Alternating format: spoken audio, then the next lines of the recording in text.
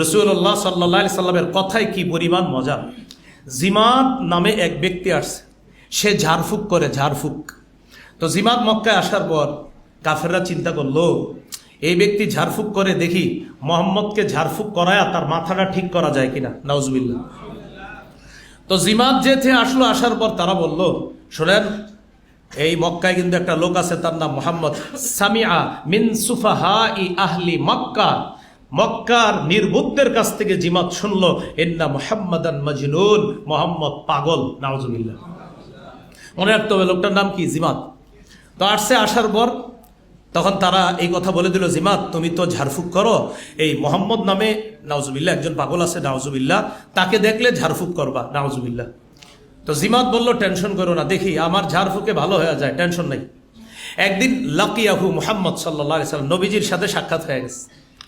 সাক্ষাৎ হওয়ার পর নবীজিরে বলতেছে, তোমার বিষয়টা আমি জানি, তোমার যে সমস্যা আছে জানি, টেনশন করো না। আমি যদি ঝাড়ফুঁক করি, আমি আশাবাদী আল্লাহ আমার ঝাড়ফুঁকে কাজ করবে। আবার এটাও কয় আল্লাহ ঝাড়ফুঁকের কাজ করবে, তুমি টেনশন করো না।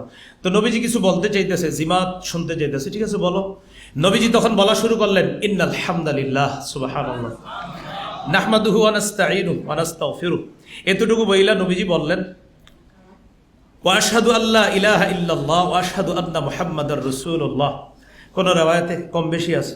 নবীজি বললেন, সমস্ত প্রশংসা আল্লাহর, আমরা তার প্রশংসা করি, তার কাছে সাহায্য প্রার্থনা করি, আমরা তার প্রশংসা করি। আমি সাক্ষ্য দিচ্ছি আল্লাহ ছাড়া কোনো ইলাহ নাই, মুহাম্মদ সাল্লাল্লাহু আলাইহি সাল্লাম আল্লাহর রাসূল। জিমাদ ঝাড়ফুঁক করতে আসছিল, জিমাদ ঝাড়ফুঁক করতে আসছে। এই কথা বলার পর জিমাদ কয়, থামো থামো থামো থামো। নবীজির বলতেছে, তুমি এক কাজ করো, যে কথাগুলো তুমি বললা, আইদ আলাইয়া কালিমাতিকা হাউলা, এগুলো আবার বলো। ফাআদাহুন্না আলাইহি রাসূলুল্লাহ সাল্লাল্লাহু আলাইহি সাল্লাম সালাসা মাররাত। আমাদের নবীজি কথাগুলো আবার 3 বার বললেন। বলার পর জিমাদ তন্ময় হয়ে শুননা নবীজিকে বলতেছে, সামিআতু কাওলাস সাহারা, সামিআতু কাওলাল কাহানা, সামিআতু কাওলাশ শুআরা, ওয়াল্লাহি মা সামিআতু মিসলা কালিমাতিকা হাউলা। আমি গণকের কথা শুনছি, আমি জাদুকরদের কথা শুনছি, আমি কবিদের কথা শুনছি, আল্লাহর কসম তোমার এই কথাগুলোর মতো এমন তথ্যবহুল আর অর্থবোধক কথা আমার জীবনে আমি শুনিনি। ওখানে আছে লাকাদ বালাগনা নাউসাল বাহরি, নাউসাল বাহরি, তোমার কথাগুলো সমুদ্রের গভীরে গিয়ে পৌঁছে গিয়েছে, তোমার কথার এত সুন্দর অর্থ। এবার দেখেন জিমাদ কি কয়, হাত ইয়াদাক, তোমার হাতটা দাও, উবাইয়াকা আলাল ইসলাম, কি ঝাড়ফুঁক করবো, এই মুহূর্তে মুসলমান হয়ে যাবে। নবীজিরে পাগল বইলা দেখে না, এত কাজ হয় না। তো আন্তর্জাতিক পরিমণ্ডলে নবীর কথা যদি তারা শোনে, ঝামেলা। তখন তারা বৈঠক করলো, হ্যাঁ আমার নির্ধারিত সময় আছে, যাও। তখন তারা বৈঠক, আমি সময়ের মধ্যে ইনশাল্লাহ শেষ করে দিব, ভাই মাপ চেয়ে নিচ্ছি আসলে। হ্যাঁ, তো রাসূলুল্লাহ সাল্লাল্লাহু আলাইহি সাল্লাম আন্তর্জাতিক পরিমণ্ডলের জন্য ইসলাম প্রচার করতে না পারে, কাফেররা তারা একটা বৈঠক করলো। তো হ্যাঁ আদনান ভাই কেন যে এই বিষয় দিল, এই জন্য তো একটু বেশি বলতে হইতেছে। হ্যাঁ, রাসূলুল্লাহ সাল্লাল্লাহু আলাইহি সাল্লামের কাজকে বাধাগ্রস্ত করার জন্য, আন্তর্জাতিক পরিমণ্ডলের জন্য কাজ করতে না পারে, তারা একটা মিটিং করলো, পরামর্শ করলো। সভাপতি নির্ধারণ করা হলো ওলীদ ইবনে মুগীরাকে। সবার মধ্যে আলোচনা হলো যে কিভাবে বাধা দেওয়া যায়। তখন মক্কার সবাই বলল, আমরা তাকে পাগল বলে প্রচার করব। ওলীদ ইবনে মুগীরা কি জবাব দেয়, ধর তোমরা আন্দাজ এগুলো বইলো না, মুহাম্মদের কথা শুনলে মনে হয় না সে পাগল। তাহলে ঠিক আছে, আমরা তাকে কবি বলবো। কথর আমি নিজেই কবি, ওর কথায় কোনো কবিদের গন্ধ পাওয়া যায় না, এটা অন্য কথা। তাহলে গণক বলবো, আমি পৃথিবী সফর করছি, গণকদের সাথে ওঠা বসা আছে আমার, মুহাম্মদের কথায় গণকের কোনো গন্ধ পাওয়া যায় না। তাহলে জাদুকর বলি, আরে তোর জাদুকরদেরকে আমি কত দেখছি, তার কথায় জাদুকরেরও কোনো গন্ধ পাওয়া যায় না। তখন সবাই বলে, আমরা কি করতে পারি আপনি বলেন। কি যে বলি, এই তখন ওলীদ ইবনে মুগীরা বলেছিল, ইন্না লিকাউলিহি লাহলাওয়া। মুহাম্মদ সাল্লাল্লাহু আলাইহি সাল্লামের কথার মধ্যে আলাদা একটা মিষ্টতা আছে, আলাদা একটা সৌন্দর্যতা আছে, তার কথা যে শুনবে তারই মজা লাগবে।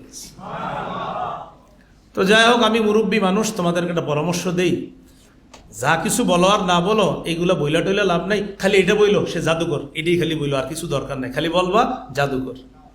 এইভাবে আন্তর্জাতিক পরিমণ্ডলে নবী যেন ইসলাম প্রচার করতে না পারে বাধা দেওয়া হয়েছে। পরের ইতিহাস সবার জানা, যারা আসছে, আসার পর সবাই বলে একজন জাদুঘর আছে, যায় না, সবাইকে তাহলে তো যাইতে হয়, দেখতে হয়। হ্যাঁ, আন্নাসু হারিসুন ফিমা মুনিআ, মানুষকে যে বিষয় নিষিদ্ধ করা হয় এটাতে মানুষ আগ্রহী হয়ে ওঠে। তখন যারাই যায় নবীর তেলাওয়াত শুনে, কোরআন শুনে সবাই মুগ্ধ হয়ে যায়। কোরআন আলাদা এক আকর্ষণ, যারা শুনে মুগ্ধ হয়, দলে দলে মুসলমানদের সংখ্যাও বাড়তে থাকে। 5 গেল। 6 নম্বর, লোভ প্রলোভনের মাধ্যমে। যে মোহাম্মদের কাজ তো বাধা দেওয়া যাচ্ছে না, লোভ প্রলোভনের মাধ্যমে দেখি বাধা দেওয়া যায় কিনা। কি করা যায়? কয়েকজনকে মোহাম্মদের কাছে পাঠাই। কাকে পাঠানো যায়? নামটা মনে রাখবেন, উতবা ইবনে রবিআ। উতবা, আগেরটা কিন্তু উকবা কফ দিয়ে, আর এটা হলো তা দিয়ে, উতবা ইবনে রবিআ। আগেরটা কফ দিয়ে উকবা ইবনে আবি মুআইদ, ওই যে জালেম। আর এটা হলো উতবা তা দিয়ে, উতবা ইবনে রবিআ নবীজির কাছে গেছে। খুব ভালো করে মনে রাখবেন। আজকে আপনাদেরকে পুরস্কৃত করা হবে মনে হয় সিরাত ইবনে হিশাম, না শুনলাম? এই সিরাত ইবনে হিশামের মধ্যে আসছে উতবা ইবনে রবিআ গেছে নবীজির কাছে। যাওয়ার পরে কয়, ভাতিজা তুমি তো মাশাআল্লাহ অনেক ভালো মানুষ, তোমার বংশী সব কিছু বলার পর তোমার কিছু কথা বলতে আসছিল। কি কথা বলেন চাচা? বলতেছে 4টা প্রস্তাব তোমাকে আমি, প্রথমে 3টা প্রস্তাব দিব, 3টা না মানলে 4টা দিব। মোট কয়টা? 4টা। প্রথম 3টা না মানলে 4টা। খুব মনে রাখবেন। 1, ইন কুনতা তুরিদু বিমা জিতা বিহি মিন হাদাল আমরি মালান জামা'না লাকা মালা। তুমি যে মিশন নিয়ে নামছো, এই মিশনের উদ্দেশ্য যদি সম্পদ হয় আমাদেরকে বলো, তোমাকে আমরা প্রচুর সম্পদ জমা করে মালিক বানায় দিই। 1, 2, ওয়াইন কুনতা তুরিদু বিহি শারাফা। তুমি যদি পদমর্যাদা চাও আমাদের মধ্যে বলো, সাওয়াদনাকা, আমরা তোমাকে আমাদের এই বিভিন্ন বৈঠকের প্রধান বানিয়ে দিব, তোমার কথা ছাড়া আমরা কোনো সিদ্ধান্ত নিব না। 3, ওয়াইন কুনতা তুরিদু বিহি মুলকা। তুমি যদি রাজত্ব চাও, মাল্লাকনাকা, তোমাকে আমরা রাজা বানায় দিই, বলো তুমি। এই 3টা যদি তুমি না মানো তাহলে বলো তোমার মাথায় কোনো সমস্যা আছে কিনা, আমরা তোমার জন্য ডাক্তার দেখি। ওখানে আছে, হ্যাঁ, নাতলুবুল তিব্বা, তোমার জন্য ঔষধ আমরা ব্যবস্থা করি, যদি 3টা না মানো। কারণ এই 3টা তুমি না মানো, এটা তো কোনো সুস্থ মস্তিষ্কের মানুষ এটা না করতে পারে না। তুমি কেমনে ভাতিজা এগুলা না করবা? তাহলে 4 নম্বর হলো, ওগুলা না মানলে তোমার চিকিৎসার ব্যবস্থা করি। এটা বইলা উতবা উঠে যাবে, বলতেছে, কাকা আপনার কথা শেষ?